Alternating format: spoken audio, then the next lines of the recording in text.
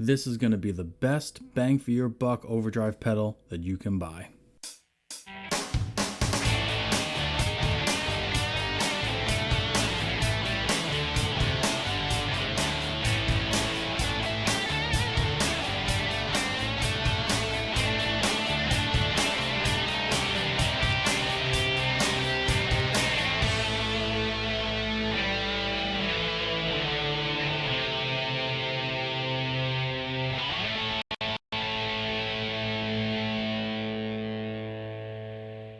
What is up, everybody? Welcome back to another episode of the Guitar Gear Trader.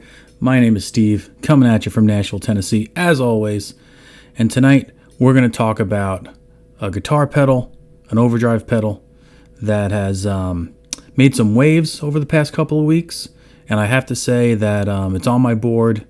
It might be there for a long time. And it's definitely going to be the best bang for your buck if you decide to get one of these two. So, before we get into it, if you wouldn't mind, do me a favor, hit the like button, hit the subscribe button, share the video out there, follow me on Instagram at Guitar Gear Trader. I've been getting a lot of really good comments and feedback from you guys. I want to keep it up. I love interacting with everybody. I love commenting back on your comments and discussing guitar stuff with you. So keep that up. And today we're going to talk about Klon clones, okay, or one particular Klon clone. And that's going to be the one made by Behringer. So, if you don't know what a Klon is a famous kind of unicorn overdrive pedal that was made way back in the day. And they're very rare right now because they stopped making them many, many years ago. I guess the guy who made them is either dead or doesn't make them anymore. I'm not too much up on my history on that. But I know that this Klon pedal was made famous by John Mayer and Stevie Ray Vaughan and those kind of people. And it's an overdrive pedal, and it's like thousands and thousands of dollars. If you wanted to buy a real legitimate original one, they're going to be $2,000, $3,000, $4,000, $5,000 depending on the condition and the model, I guess. And every pedal maker on the market tries to make a clone of these particular pedals that were called Klons. It's a pretty simple overdrive pedal. It's got 3 knobs on it. It's got a horse, centaur, half man, half horse kind of guy on it. And they're really famous. If you play guitar, if you're into pedals at all, you know about this pedal. Every channel has some type of video on it, including mine. So when I was starting the cover band that I'm in, I quickly realized that I needed some type of overdrive pedal. Typically, I don't use a lot of pedals. I typically use the gain from my amp to give me my distortion and in the songs that we cover. And a lot of times, the songs that we cover are pretty heavy. So I needed some kind of high gain kind of amps. So the amps that I'm using are pretty much like Friedman type amps. Mostly, my main rig right now is an Orange Rockerverb 50, which gets pretty dirty. So all the amps I use are fairly high gain amps so that I can get those really dirty distortion kind of compressed tones out of them. When I started this band, a lot of the songs, we needed to learn 35 songs really quick. So a lot of them were songs that everybody knows, songs that everyone, has played before in other bands. And not all of them are really kind of hard rock or, heavier tunes. They're more, that early 90s, late 80s, mid 80s kind of classic rock kind of sounds. A little Tom Petty, a little Pat Benatar, a little Bryan Adams. And we want to do our own versions of these songs, but we don't want to make heavy metal versions of these songs, right? Summer of '69 is not a heavy metal song. It's a pop song. It's a classic rock song, however you want to think about it. But it has a little dirt, it has a little grit on it, and you can put a little bit more if you want, but like to really push it into like the same kind of tones that I'm using for like Alice in Chains or for Candlebox or for Metallica or Ozzy Osbourne, stuff like that. That's too much gain for that kind of stuff, and it just doesn't sound right. So I realized I needed some type of pedal that can give me a classic rock tone that would sound good in the mix, good through the amp on the clean channel, because the clean channels that are on my amps and oranges aren't, made for clean channels. They have one. It's not the greatest. It's not a Fender. It's not going to be, a 2-rock kind of clean channel or a Dumble-y type of clean channel. But it's good enough. So I needed some type of overdrive that was going to give me that kind of classic rock tone. I have a pedal called a Scran pedal, which gives me really amazing kind of like 90s grunge alternative rock tones. But that's still a little on the heavy side, more on the fuzzy side than what I really wanted. I wanted something that was clear. I wanted something that would, you'd hear all the notes kind of ring out in that classic rock kind of tone, not super compressed, kind of open and airy, but still has a little bit of dirt on it. So I was watching Andertons, one of my favorite channels. Shout out to Andertons over in the UK. And they did a Klon shootout where they got Klon clones from, I want to say, 8 or 9 different pedal companies. And they put it up against a real Klon pedal. And Danish Pete he was blindfolded, and he had to try to guess which one was the real one. And if you haven't seen this video, please go watch it on Andertons. Just type in Klon shootout and look at the most recent one, because it has this pedal that we're going to talk about today. And they couldn't tell the difference, or Pete couldn't tell the difference between any single pedal in the lineup, right? So there were 6 or 7 clones and then a real one, and every one of the clones sounded almost identical, if not identical, to the $5,000 Klon pedal that was on the board. So what I was saying to myself was, I'll just buy the cheapest one that they have on that show, on that episode of Andertons TV. And the one that was cheapest happened to be the Behringer Centaur Overdrive, which is right here. Okay, so here's the box that it comes in, and you can see Centaur Overdrive by Behringer. And if you don't know anything about Behringer, they're not a company that's known for the highest end products. You can get their products, and I have gotten their products from Musician's Friend. I've gotten them from Sweetwater. I've used their products a lot, and they are very good company. Okay, I've used mostly like their speakers. I've used a couple of like rack mount systems that were like tuners or power conditioners. I think maybe like a compressor unit. And they make decent, affordable live audio stuff, even some low-end mics. I never owned a Behringer pedal before. I didn't even know they made pedals, to be honest with you. I think my soundboard is a Behringer. Yeah, my soundboard is a Behringer. So I definitely have used their products, but mostly in the live sound settings with speakers and soundboards and rack units and things like that. I never even knew they made pedals. So when I saw this pedal at the Andertons show, I was kind of surprised. And the fact that it was sounded just like a Klon, and it looks just like a Klon, which I think they got in trouble for. But also, it was dirt cheap as far as all the other pedals go. Like, there were pedals, this was the cheapest one, and this was $79. I don't know what it was in pounds in the UK, but in the US, this is $79, brand new from Sweetwater. That's where I got it from. And this is not a paid promotion at all. I did not get paid to do this. I bought this. I put it on my board. I spent my money for it. And all the other pedals were double the price. I think the next cheapest one, I want to say, that they tested might have been $120. So it was like $50 more expensive, or $40 more expensive than this one. So this is the box. It's a very big box compared to the pedal itself. The pedal is pretty small.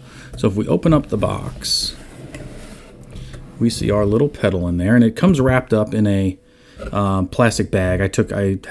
I've used this live once or twice before already, so I have taken it. I just put it in the box just to show you what it looks like. But it is a pretty tiny little pedal. You can see here's my hand, and my hands. I got big hands, but I mean, this is a pretty small pedal. And I know Behringer got in trouble for the look of this pedal because it looks identical to an actual Klon. There's really nothing else in the box, so I'm just going to take that away. But here is the pedal itself. And it looks almost identical to an actual Klon pedal. And it even has the little Centaur guy on it. It has the 3 knobs. The color scheme is basically the same. A real Klon is just going to be significantly larger in every direction, but overall the shape, it's like they just, took the corner and just dragged it down, and everything kind of went proportionally smaller. But I'm pretty sure they got in trouble for, licensing this shape and color scheme and even the logo. I had ordered one of these from Musician's Friend originally because I had gotten the credit card. And I was like, let me make a first purchase and I'll buy one of these from them. And they ended up canceling my order, I think because they thought they were going to get sued. Or they thought Behringer was going to get sued. But Sweetwater ended up selling it to me, so that was it. So it's pretty straightforward, and that's another reason why I like this pedal, is because if you listen to my channel before, you'll know I don't like complicated things. I don't like complicated pedals. So we have 3 knobs.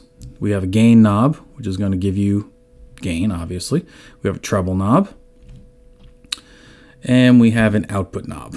So you can use this in a couple of different ways. You can use it as a boost pedal if you wanted to, by putting the overdrive, the output rather, kind of high. Okay, or you can just use it as kind of a gain boost, right? So you can use it. I haven't used it as a clean boost. You might be able to. We'll see when we plug it in. And if you put the gain down and the output up, maybe you can use that as a clean boost. I haven't used it as that. I'm going to show you how I use it. And basically, I don't go above there on the gain.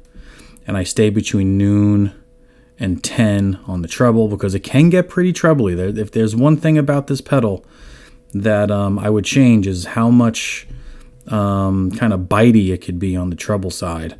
And the output, I kind of leave around here. Okay, but you'll see in a minute. So let's get this hooked up and give you some sounds. Okay, so I got the R9, got the Gibson R9 Les Paul, going straight into the Centaur Overdrive pedal, which is going into my Mesa Boogie Badlander 50, which is going directly into my soundboard with the built-in cab simulators in the amp. Okay, the amp has built-in cab sims and a direct out, so that's where we're going into. So the cab that I've selected is your slanted 4x12 Mesa Boogie cabinet. I have it on 50 watts, going full power, and I have it on the clean channel. The gain on the clean channel is around 9 o'clock, so about a quarter of the way up. And all of the EQ is at noon, so treble, mids, and bass all around noon. And we have the presence really, really low on the amp, because we're going to see that this pedal can get very trebly if we're not careful. Okay, so here's the clean tone.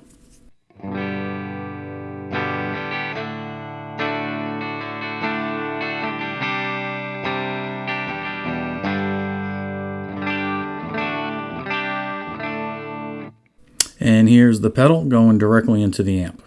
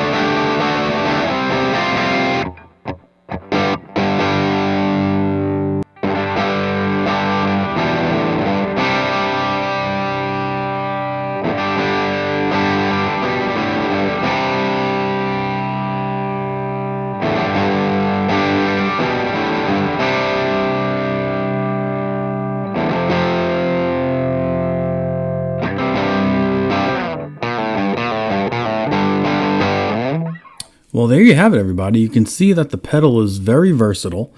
I showed you at the beginning basically how I'm using it when I was playing the classic rock kind of tunes, the Bryan Adams stuff, the Tom Petty stuff, the Pat Benatar stuff, the Cars stuff.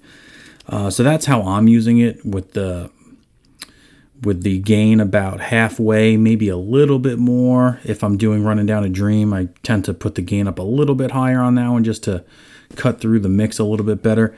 But otherwise, that's how I'm using it. I did push it a little bit, and I did some kind of 90s alternative stuff on there, and it works. It might not be enough for some people, and it definitely doesn't have like the compression that you might want out of that kind of gain. So you might want to, either get a different pedal that has a little bit more compression built into it, or just use the gain from your amp that's being compressed at a higher rate. But this can do it if you wanted to. If you wanted to sit there and play with the knobs, depending on what songs you're doing, this has a very wide range of gain ability, so to speak. But for what I'm using it for, this pedal, it really works well with the songs that I'm using it for. I'm using the gain out of the Rockerverb 50 for the heavier stuff, and for the classic rock kind of stuff, and even for some newer kind of rock. There are some Chili Pepper songs that we do that I'll use the Klon for instead of, because they use clean kind of chimier guitars. They tend to use more like Strat style guitars, which tend to be a little bit more cleaner than your, say, double humbucker Gibson Les Paul. So when we play like Danny California or something like that, I'll keep the Klon clone on here. I'll keep the Behringer Centaur on instead of going through the heavy gain on the Orange, just to sound a little bit more like the record. But listen, I hope you like the video. I would highly suggest getting this pedal. And I don't BS you. I've had pedals on the show before that I told you to stay away from and don't buy. This pedal is not one of those. Go out, try one of these pedals. It's $80 on Sweetwater. It's $80 probably anywhere. It's $80. It's not just Sweetwater, but get it wherever you can. You have a local shop, get it from your local shop. For the money, you can't go wrong with this pedal. It's very versatile, like I said. It sounds great. It takes up very little room on the board because of how tiny it is. And it's a super affordable. How can you go wrong with a $79 pedal that sounds like a $5,000 pedal? So thanks for listening, guys. Thanks for watching. And let me know what you think. Let me know how it sounds to you. Do you have one? Do you put it on your board? What songs do you use it for? What settings do you use it for? Hit the like button. Hit the subscribe button. Follow me on Instagram at Guitar Gear Trader. Share this with your friends. And as always, have a great weekend, everybody. Peace out.